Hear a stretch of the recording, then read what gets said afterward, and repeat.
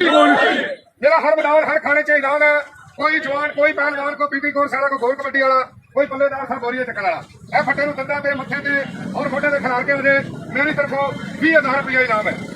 जे फटा भारा होंदा ते मेरा 50,000 का इनाम सी, फटा मेरे मुताबिक होना मेरी तरफों 20,000 रुपया इनाम है। किसी को घर के चूल्हे के बह के मेरा इलान नहीं, जिला टोबा टैक्सी इतना 400 किलोमीटर सफर है। किसी को कसम कलमे की कोई जादू नहीं है, कोई इलम नहीं है, कोई जादू नहीं है, कोई इलम नहीं है। ऐसे तरीके से टुकर पानी खा के अपना खेल चुका है। ये जवान वाली गेम है और जवान जवान की कदर करते मैं तुम्हारे शहर से 2-4 लाख रुपया खर्चा करके आया, अपने बच्चों की रोजी वास्ते आया। ये जवान वाली गेम है, तेन मेरा खेल अच्छा लगे इनाम से कोई पाबंदी नहीं आ रही। जो जवान की कदर करना आएगा और इंशाल्लाह जरूर हौसला अफजाई करेगा। आलोड़ा देंगे आलोड़ा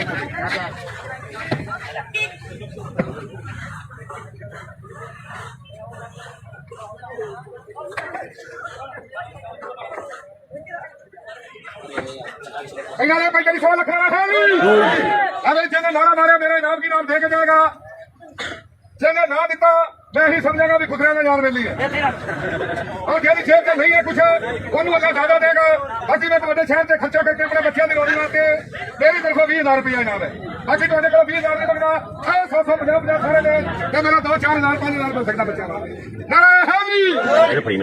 मैं तेन लैके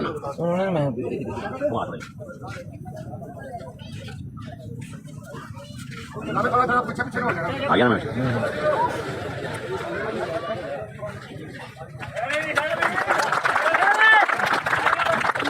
उन्होंने चैलेंज किया भाई ने आपको देख के बाद बिल्कुल साला कर छड़िया और मत्थे तो कर